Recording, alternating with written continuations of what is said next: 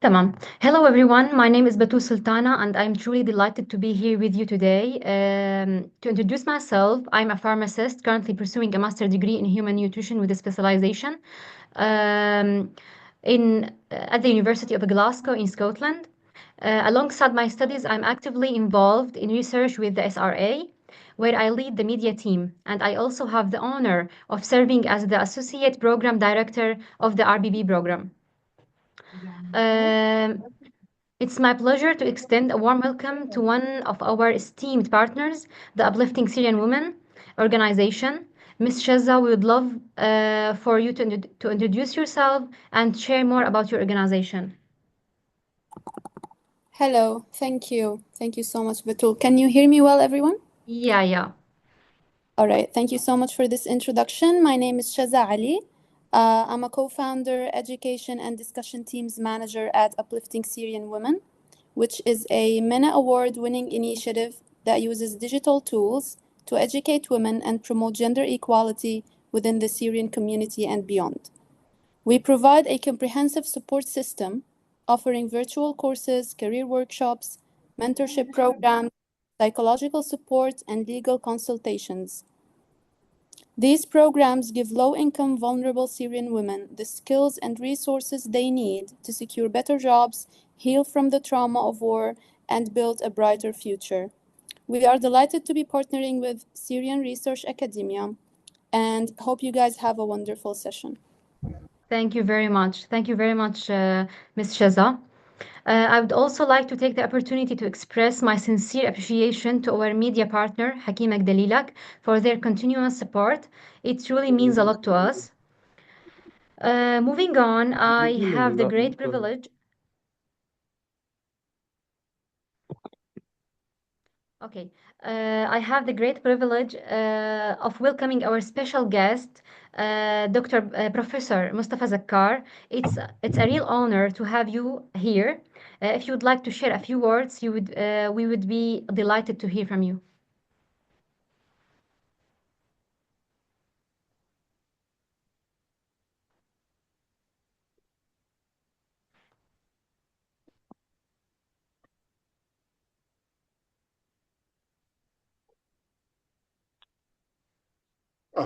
Now it's working. شكرا كثير بتول وشكرا كثير للمنظمين تبع البرنامج. صرنا عاملين 3 جلسات كثير كانت ممتازة، وإن شاء الله استفادوا منها كل الأطباء. وأكيد يعني هذا الشغل ما كان تم لولا مساعدة المنظمات اللي كانت بتساعدنا، الأبليفتنج سيريان وومن، حكيمة دليلك، والجهد اللي أنت وجميل وإبراهيم عملوه كثير شغل منيح. وإن شاء الله اليوم تستفيدوا كثير من هي الجلسة. هي الجلسة خاصة لأنه هي عن استخدام برنامج آر، وبرنامج آر مفيد ما بس مشان الاستاتستيك تبع الميديكال، مفيد بكل المجالات، فاسكولار بيولوجي استخداماته كتير واسعة. So I'm really grateful to have Daniel Fudulu with us. Daniel is a very close friend of mine. We work together. He is a senior lecturer in Bristol, consultant cardiac surgeon, and I am very grateful for his time and effort. He is one of the world leading skillful people in our program in large data analysis. So again, thank you very much for sharing your expertise with us, Daniel, today. And thank you very much, everyone, for attending. Thank you, Professor Zakkar, for your insightful contribution. Lastly, I'm thrilled to introduce Dr. Jamil Souqiya, the co-founder of our academy and the program director of RBB. Dr. Jamil, the floor is yours.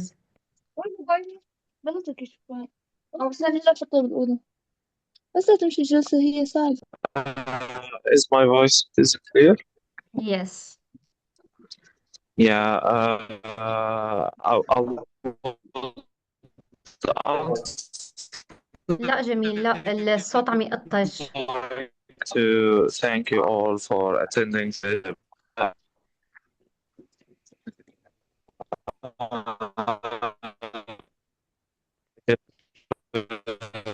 بلشي بدوني كمل. طيب تمام اوكي. Dr. Daniel, you can start and share your screen Sure, just there. because I think Jamil have some technical problems.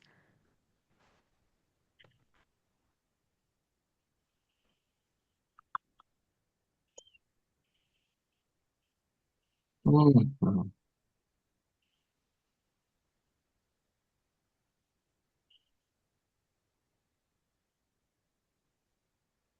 Do you see it?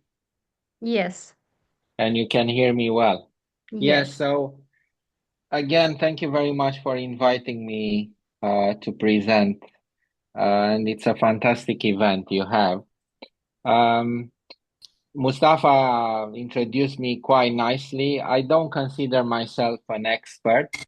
I'm a heart surgeon that has an interest in big data, and what I've learned was mainly I was self-taught. So what the concepts I learned are mainly on my own, doing courses and a lot through peer review. And I think that everyone can do analysis in R if you have the determination and the time to do this. All right, just 1 second. Move this here. Excellent. So yes, so just about the lecture objectives. So you won't go out of this topic without being independent in R. So I think that after this lecture, I'm going to give you some ingredients and the recipe of how you could start doing some analysis on your own in R, but you'll have to do the cooking. So this is more of a sketch, an outline of sort of what you have to focus on. And I'm just going to focus on how you prepare your data for analysis, mainly just a few ideas about, how the data comes, in what format. Then how you write a paper. So for example, most of the papers have tables. So what we call a table 1, where you do a table of baseline characteristics, and then you do a table of, in-hospital outcome. And most cardiac surgical research papers have a model. And most of the models we use are regression models. However, we do use also propensity matching that tries to some extent to mimic, an RCT, but it's not an RCT, but it tries to balance using regression two groups. And then how you use R to plot, to create plots of your data. Briefly about where you can find something about survivor analysis. And then some references about books and what you can read. And I also have actually an analysis I'm working at. So as we go along, I can even just show you a bit how it looks so that you can get a feel of, how you do the analysis. So it's quite difficult to get structured data. So you will start by having a data set. And before you get to do your analysis, there's quite a lot of time you'll have to invest to clean the data set and even to code it. And you also have to be aware of your missingness in the data. So if you have, lots of, missingness, then that will affect the results. And the degree of missingness in the data, you should be able to report that in the paper you're writing, because the reviewers usually will look for that.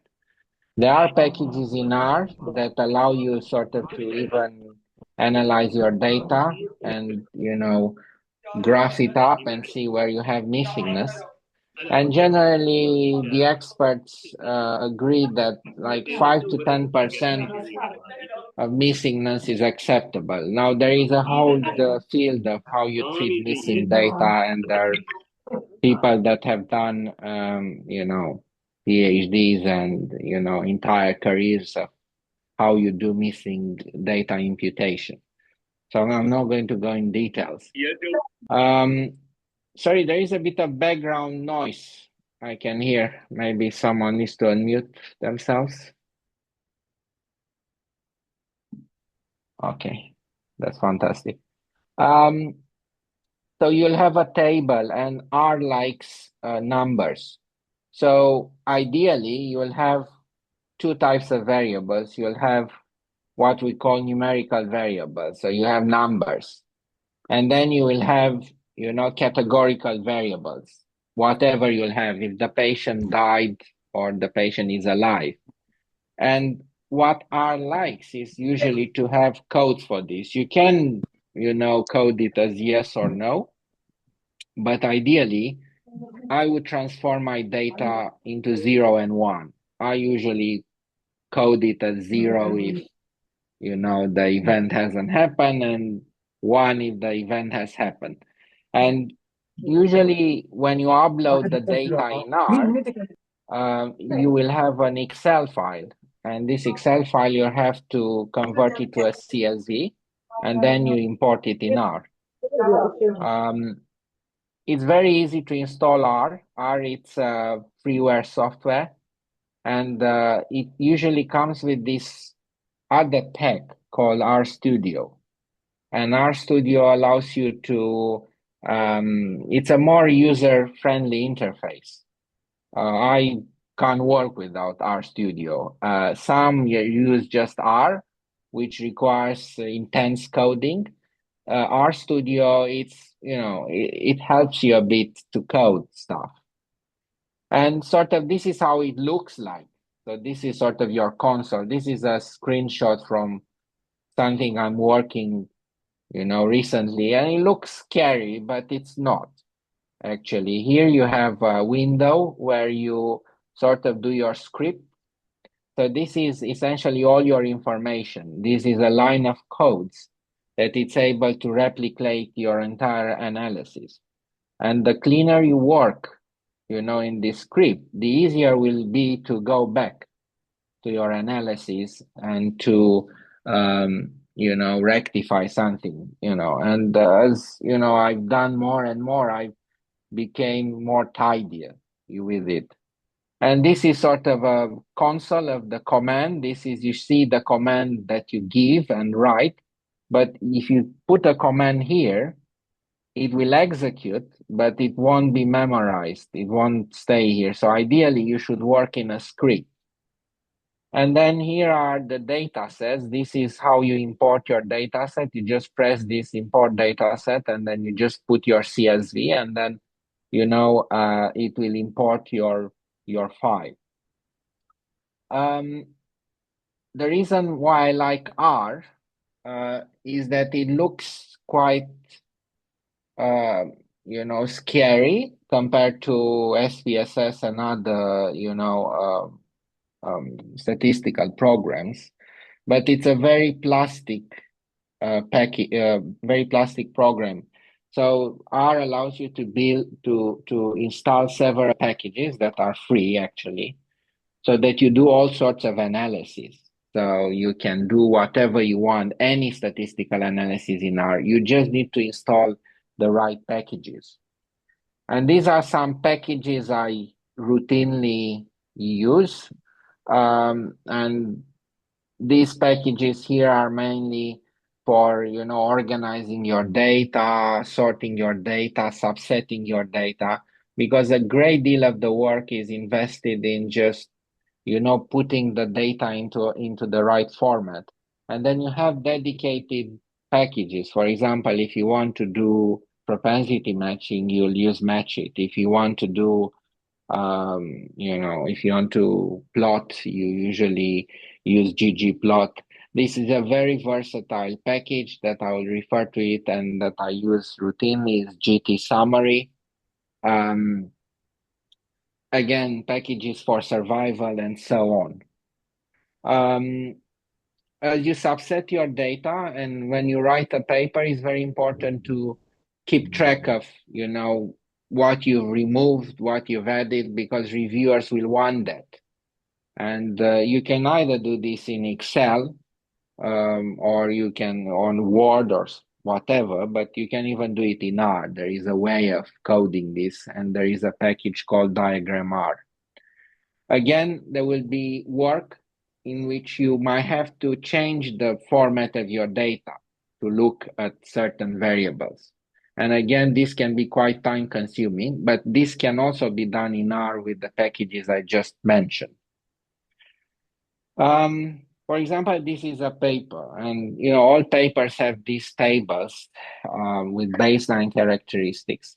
That in this case there are like 3 groups, but most of the time you have 2 groups, and then you have various variables here, either categorical or numerical, and then you have p-values.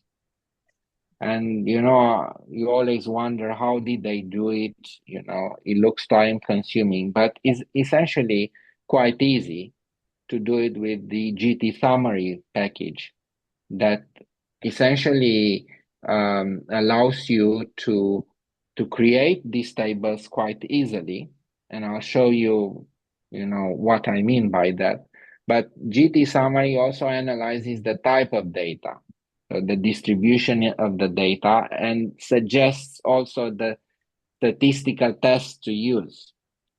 So it's a fantastic program. So you don't have to think of all the steps and look at the data, what sort of data is, what tests to apply. The software does it for you. And this is sort of what I'm talking about. If you're really interested, just Google it up, and you will have everything there, online to see and to do these tables. I think at the end, so that I don't close this presentation and there is some continuity, I will try to show you a bit my screen live of how these codes work, just to get a feel. So GT summary will allow you to create tables, table 1, table 2. It will allow you also to create, regression tables with the, results of the model you used and so on. Okay, so here sorry for the running this. Yeah, so most of the time, when it comes to models in heart surgery and research, we use logistic regression. And if you really want to know about models, I will start with linear regression, where you try to fit a line through your variables, and then logistic regression, which is an extension that allows also analysis of a categorical variable depending on various numeric and categorical data. So if you really want to understand something, start with linear regression, then logistic regression. And then this is the most common equation that we use in sort of most of the models in heart surgery. You have a model, and this is sort of the R phrase, and this is the type of regression. This is a logistic regression. It's called a generalized linear model. And then in this equation, you have mortality, for example, which is your categorical variable, your outcome of interest, that it's modeled by several variables. Some can be, numerical age, some can be, categorical, whether they have hypertension or not, smoking, clamp time, and so on. So this is the most sort of basic equation that you can write in R to create a logistic regression and adjust for your outcome of interest.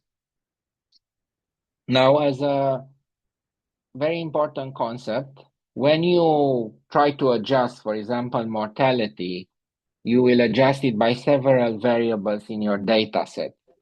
You need to be very aware of, what we call overfitting.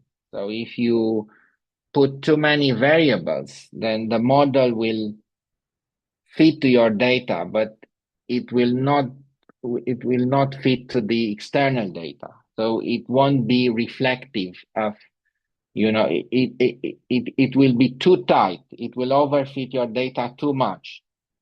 And you should read a bit what I mean by overfitting of data. Again, this is an important concept to look at. And this is, I also gave you a reference about this paper. But generally, I wouldn't put, if you have one event, it's 10-1.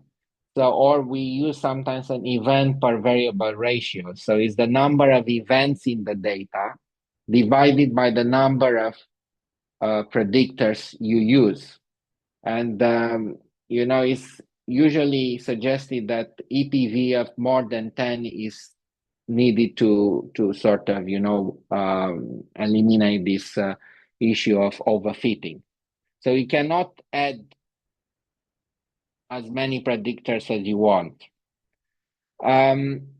Sometimes we use more complex models called linear mixed models, and there is again a package for linear mixed model. There are two types of effects: fixed effects and random effects. We routinely use this in the national cardiac audit data set, the analysis we do, where we want to adjust by these variables, for example, age, hypertension, smoking, but we want to treat as random effect variables, for example, the hospital or the surgeon doing the case.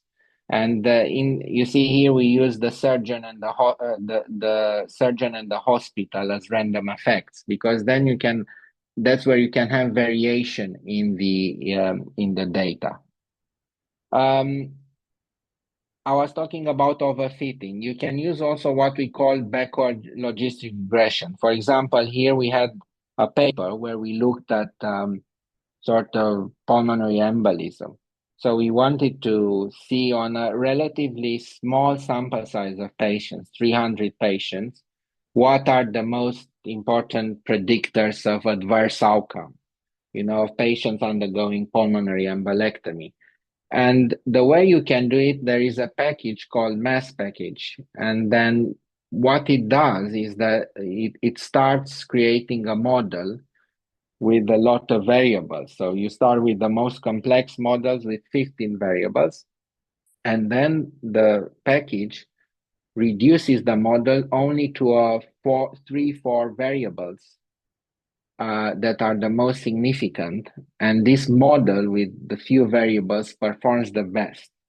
So this is called backward logistic regression, and this is also a nice way to treat data when you have too many, when you want to test several predictors, but your sample size is quite small. And this is sort of the mass package. You see, so it drops every time. It drops several variables, and it finds the sort of the model with the sort of lowest AIC. You can also do more complex models. We've done, for example, general additive models when you have periodic data. So we wanted to look at, is there a variation in outcomes by day of the week in heart surgery in the UK? And when you have periodic data, it introduces non-linearity in the model. So it's a way of treating this data. So you can use what we call the general additive model. Or there are other models that we call restricted cubic splines. When you have, for example, age, which is a numerical variable that you put in a logistic regression, but that introduces non-linearity. This is a paper I wrote with Mustafa and his team, and here we use propensity matching. I think that all of you heard about this method. There is a package called Match It. I already gave you here the link, and it tells you exactly step by step of how you can do this propensity matching. And this is exactly how it's done. This is the initial imbalance between the variables, between the groups, and then how you come to a matched group with very low standardized mean differences. And this is again a plot that I created using R. It's called the love plot, and it shows you, for example, how the the variance in the original variables, and how you reduce and how you balance the groups after matching. It's quite difficult to create these graphs in R. Some choose to do them, in Excel. Sometimes it's easier, but R, it's extremely versatile when it comes to plotting data. And it's easier to plot your data, using R, but it's quite intensive. It's sometimes more intensive to write a code to create a graph than to do a whole analysis. And I might show you at the end one of the analyses I'm doing. Survival analysis, again, it's quite easy. There is this package, Survival Fit, where you can use essentially, you just use the package. You need to calculate the follow-up time in months. So you need to know, when you've started the follow-up of patients, for example, the date of their surgery. And then you need to know when they died, and then when they were alive last time, and when you've checked that. And again, this is quite easy to sort of plot. And again, I put you a very nice tutorial by Emily Zabor about, our survival. So again, I recommend that you can, have a look at that. And then it's Cox proportional hazards model. It's like a regression, that you apply to survival data, where you can understand how the various predictors impact on survival. And again, once you understand the programming language, it's quite easy to do. I haven't done machine learning. There are people in our group that I work with that do machine learning. You can do machine learning in R. And it's, again, a very, very versatile program. I put here 2 resources. You can use Udemy or Coursera. These are very nice online platforms where you can just enroll, not just for machine learning, even if you want to learn about R. And you just go there. You can download the data set. You install R on your laptop, and then you start playing. And you start simple. You load the data set. You do a mean, median, and then you start sort of playing with your data. There are some books if you really want to understand concepts, statistical concepts. This is a very famous book, Practical Statistics for Medical Research. You don't have to read it all. You can just look at things that you need to understand. This is, again, a very interesting book about statistics and the philosophy of statistics. You can, have a read at this too. This is a nice YouTube channel by this chap called Josh Starmer, and it really explains statistical concepts extremely simple. So if you really want to understand what is regression, he's the right person to go at and just look at its videos, and it's a fantastic resource. I recommend. Then you have the a data science. So you have this. There is a book called Data Science for Biological, Medical, and Health Research Data. This is, again, an excellent resource. And it gives you step by step, how do you do, everything, it's just, especially for medical data. If you are really diving into it and looking in depth, then there is this website called Stack Overflow. For example, I was also stuck several times when I've done analysis, and I just couldn't find a way to write a code. And you don't find it. You look online, you look at the packages, and it's really hard. And sometimes you can get stuck to, things that, it's quite difficult. And then you go to this website, and this is a community of data scientists, and you just input the problem here. And most of the times they're very good, and they will answer, and they'll come to you and say, look, this is how you do it. And, again, Stack Overflow, a really nice resource. And now some general advice before I finish this sort of lecture. So you just do the studying on your own. You need to keep practicing. It requires quite a lot of effort. I interact very often with students. Students always want to get involved in projects, but very few really want to learn it. If you learn this programming language, you will be able to be very independent in writing your papers. People will be very keen to collaborate with you. And you will gain power by doing more and more analysis. So the R scripts you write, that's the information, that's the power that you accumulate through time and your sort of experience.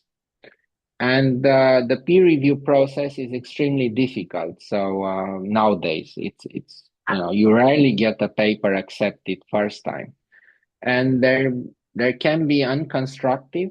Like you might have a peer review that is very mean, but you can also learn from constructive peer review. Some of the peer reviews at some journals are really good. They have statistical experts, so you can really learn from what they recommend, and I learned a lot from the criticisms of peer reviews of my papers. So yeah, that's a good way. So keep trying. And then another way to write these papers is to collaborate. So you don't have to do everything on your own. You just need to sometimes collaborate with the right people.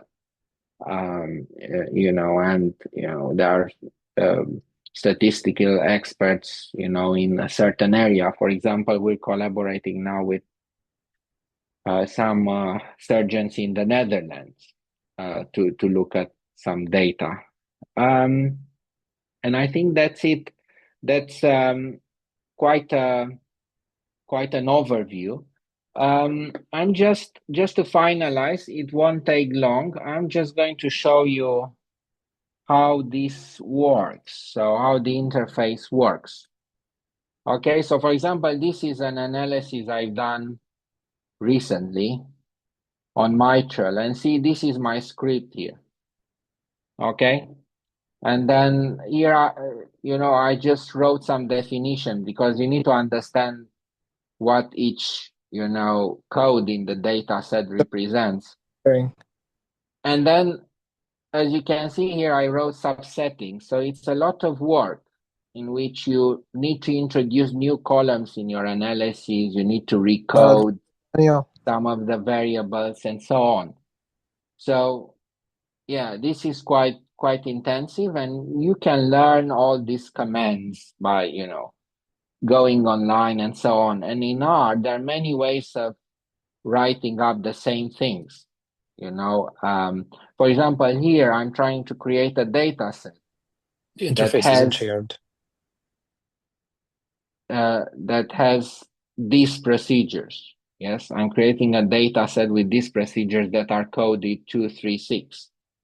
And then, this code, for example, it shows you just run it. Okay, you see, I will run it here. And this is essentially how I subset the data. Daniel, your slides are not sharing. All right. Am I not sharing the? Okay. I'm Yeah. not sharing the screen. Yeah. Okay. Let's see. Yeah. I will share it. Wait a second. Yeah. Sorry. I didn't notice. Yeah, we can see your screen, but it is on the last slide. It says 10. What about this one now? Do you see the R now? Yeah. Now it's Yeah. So again, you don't need to understand what I'm doing here. I just want to give you a feel to understand. So this is, for example, as I said, this is the script. Yeah. This is the script where I save. So this is essentially understanding my data set, the definition, and then how I go to it. So here I created this graph, of how I subsetted my data. And this is the code of how you do it. And it's you see, you need to load this package called diagram R, and you just need to activate it. Yeah. And you need to request it. And then this is how you write it so that you create this diagram. And then I already mentioned to you about GT summary. So this is the GT summary. So this is a code, for example, of writing a baseline characteristics table, and this will analyze immediately. So you see, if I execute this code, you see it's working. And then you have a baseline characteristics. Yeah, it is non-redo, redo. And then the differences. Okay, so if you understand the coding, this will save you a lot of time. And don't forget that you also have the p-test and the t-test and the type of test used and so on. So GT summary, remember, it's a really good package. And then you see, as it depends, you can do quite a lot of tables here depending on what you want to do. But just sort of to finalize, as I scroll down, you will see that I've done some regression. 1 second. Yeah, you see, so this is, I use the generalized linear mixed model here where I adjusted by hospital, consultant, and several variables. So this is sort of the regression part of the model. And then the plotting, which again can be quite intense. I'll just show you how you do a plot here. Okay, let's see if you can see towards the end. So as you can see, it's quite a lot of work to write the codes, but most of the time you can copy paste some of this. Okay, yeah. So for example, this is a trend graph, you see, which is done in ggplot. So you see, this is the package that I use. And sorry, I can't see this now to run. And you see, this code sort of writes up this plot and so on. So I think this is sort of overview of an overview of R and how you can start doing it. So I gave you some ideas of where to start, and then you can take it to the next step. Then I'm open to any questions you have. Yes, thank you very much. Yeah, Dr. Daniel, thank you for this interesting lecture. I am Jamil Souqi. We spoke on the email. Yeah. First of all, I would like to thank you for doing this because in Syria, we rarely use R or understand how to use R. We usually use SPSS, and I have never seen anyone who is knowledgeable in doing R here in our universities. So thank you for doing this. We have some questions. The first question. Yeah. Yeah. The first question is Is using Python for data analysis easier than using R? I haven't used Python. I haven't used it, so I can't answer that question. I know that for machine learning, people use that. I've been used to learning R and it did the job for me, but I can't answer the question. I don't think it's easy. Like coding is not very difficult, but it's not easy either. It requires some perseverance. Yeah, It yeah. requires work and yeah. Yeah, indeed. The second question is how difficult is it to learn for someone who has zero coding experience? It's easy. It's easy, but you just need to you need to keep learning. I haven't had any coding experience. I started about 5 years ago. So I just initially started loading the data set, playing a bit, then I work with my supervisor, used to do this, and he never taught me how to do it. He will not spoon feed you. He will tell you, this is it. And probably no one taught him either.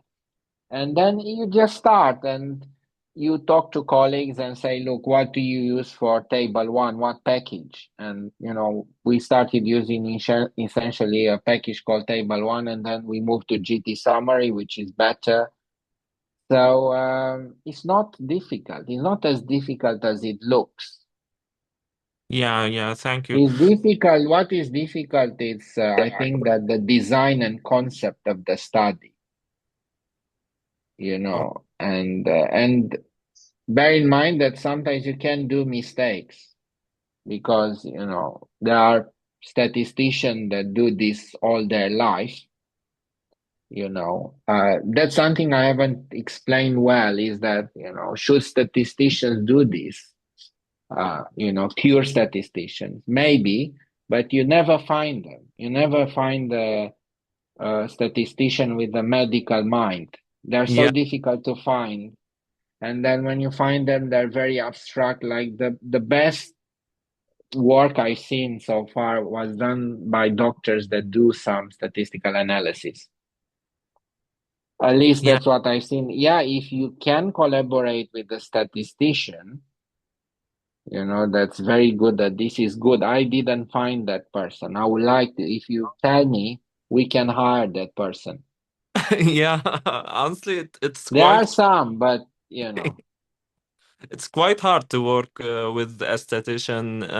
They don't understand anything medical and they don't understand the purpose of the research, so it's quite hard. Yeah. I don't say you should, but it's difficult to find. And I think that you can do some of these data analysis on your own. You take the problem in your own hands because the advantage is that you are the limiting factor. You don't depend on others when you learn, and you get a basic data set, 100, 200 patients, and then you start working with that and so on. Yeah, indeed.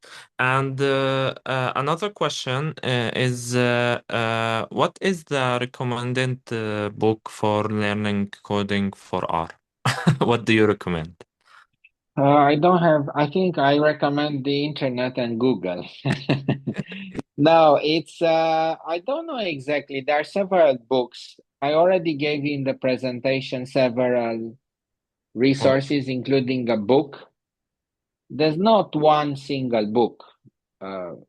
It's just, I would say, if you install R and then you see how I'm loading the data, you just go on Google and say loading data in R. And then you look at some web pages and you start, because you can do this in different ways. And then you just load your data. And then, as I said, you want to do table one, you go to GT summary and read. There are loads of pages of, because these are statisticians that develop these packages. Yeah, indeed.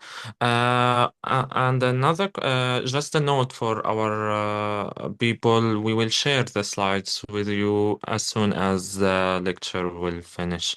Another Yeah. question for you, Doctor, is do we need to learn SPSS before R, or can No, I no? wouldn't. I would, if I were you, if I would start, I've never learned SPSS, and I would start with R because R will open, once you know R, you can do everything. You can do machine learning if you want.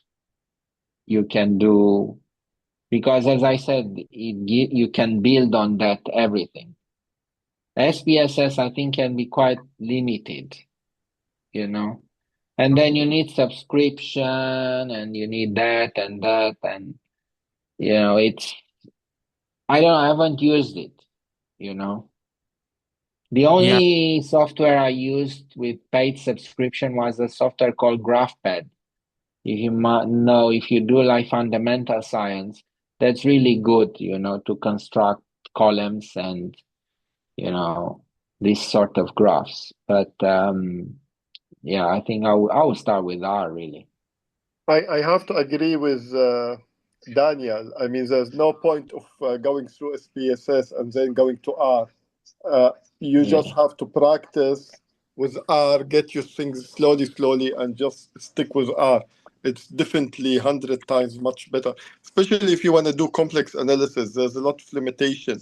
For example, it's next to impossible to do propensity matching in SPSS. Yeah.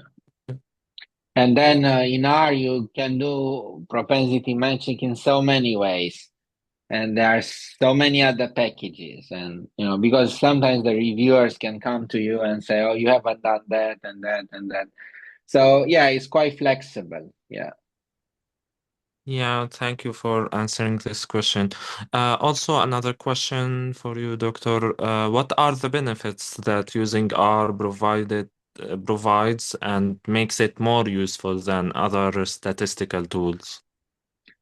As I mentioned, I think the plasticity of having so many packages, Yeah, sometimes it's difficult because it might not be user friendly, but I think that you can build on it everything. Once you're used to, like, for example, I haven't done machine learning, myself, the analysis, but if I want now to do it in R, I would yeah, just go to some packages, see how I do it, and I just run the codes and do it. The problem I have now, it's the time because, we're also surgeons and we're limited, and there is a time where you can't do everything on your own. You need to work with the team. But I think if you're at the beginning of the career, as a medical student, as a sort of junior trainee, if you come with these skills, you will write a lot of papers. People will be interested to collaborate with you. You will have a lot of confidence when you present your data at a congress. It's just when you go to a congress and someone else has done your data, and I don't feel that strong when you present. But when you've done that and you thought about that and you play with the data, you're more solid when you present yourself in front of these people. yeah, thank you, Doctor. Also, another question, and this is an important question. Sure. Is the codes and packages and the whole R system or the R program is it free to use Yeah, or some? it's free. Yeah, No, it's free. It's free. What is not free is, and I haven't used, there is now, like, a chat GPT tool that you can use so that it can create the codes for you. And I think you need to pay something for that. I haven't used AI, but the other thing is that the AI is coming strong now. So, yeah, that the chat GPT and these AI tools can write what we write, what, think of. You say, you can ask in the software, how do I write that and that and that, and it can show you. But everything is free, yes. You just need a sort of pretty reliable computer, not the best, but decent computer. And if you work on big data, you need a lot of RAM, because they work quite hard, But that's it. Can I just add one thing, Jamil, as well? One of the good things that I used to find in the beginning is when I go into one of these websites and look at the code, I used to copy the code and I put it in a Word document and I keep it. So next time I want to do something similar, it is just copying the code and pasting it into R. And I think a lot of us, when we started with R, we just had many Word documents with each of these codes. All you need to do by the end of the day is actually to change the name of the data set, and that's it.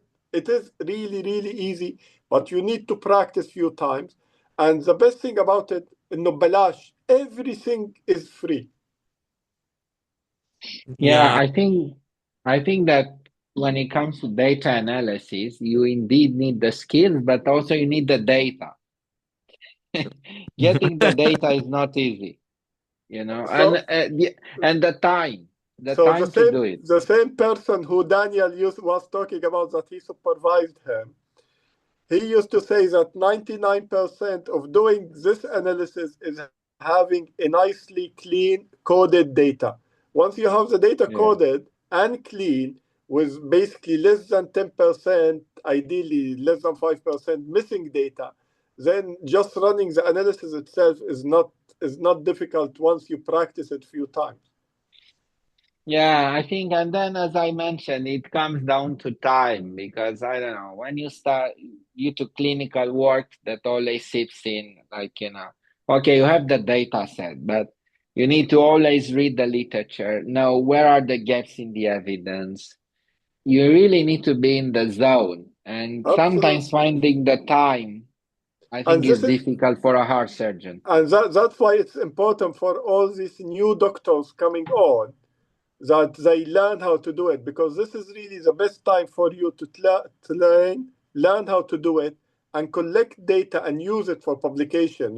For me and Daniel, really, definitely I'm not going to spend time analyzing data. I have so many things. I've been doing 2 MDTs while we're doing the same meeting today. Yeah. So this is the right time for all of you new doctors to learn how to do it and to do it. Get publication, get papers out. There is a time for everything, and there are things that you cannot learn after 40, I tell you. It's just the things that you have to learn at the right time in life. Yeah, thank you, Professor Zakkar and Dr. Daniel. The last question is there any websites or databases for training to work with our students? Yeah, there are. If you will look on my slides that I'm sort of happy to share, I already gave you, some resources, and there are also these sort of free databases. So you have databases you can download and play on them, There is one called Iris, or there is one famous called Lung Data, with some patients with lung cancer and so on. So you have data sets that you can play on. I think if you go on the R itself, it gives you references to, as Daniel was saying, there are 2 very famous data sets that everyone will practice. And the data itself being published in Lancet, as far as I remember. So you can practice and you can compare your results, what you've done, to what they already published. So it's a very nice way of doing it. And the other important thing is YouTube. Use YouTube. Just put on YouTube how to do whatever competing risk analysis with R. This is how I learned how to do competing risk analysis. You just put it, learn how to do it, learn how to code it, and what packages to use.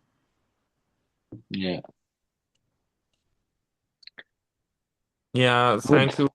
Thank you, Professor Zakkar, and thank you, Dr. Daniel. Hopefully, we will start learning R and we will stop using SPSS.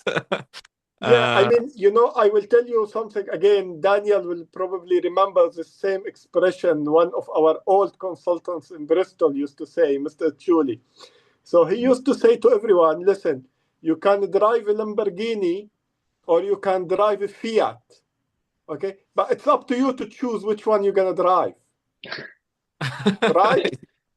Yeah. So you can do SPSS, you can do R, but it really depends. Putting an R figure with all the nice like confidence interval, patient at risk, all that stuff in your papers, just visually the reviewer basically kind of they know what they are doing. They use sophisticated packages. It makes a huge difference. Yeah, thank you, Professor Zakkar, for sharing this with us, and thank you, Dr. Daniel, for sharing your experience with us. Hopefully, we will make more sessions about the R language, and we will teach our students, including me,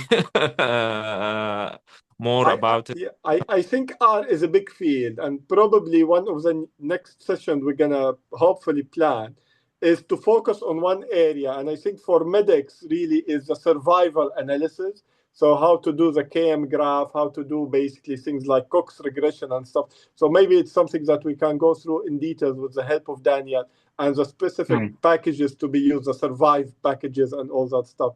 But Daniel, that was really, really outstanding. I mean, it's a very difficult subject. As I said early on, I chose you to do it because I know that you are the man to do it. And you definitely did a fantastic job. We're really grateful for all your help with that. Thank you very much. I'm really happy. I'm happy to help anytime. Thank you for inviting me again.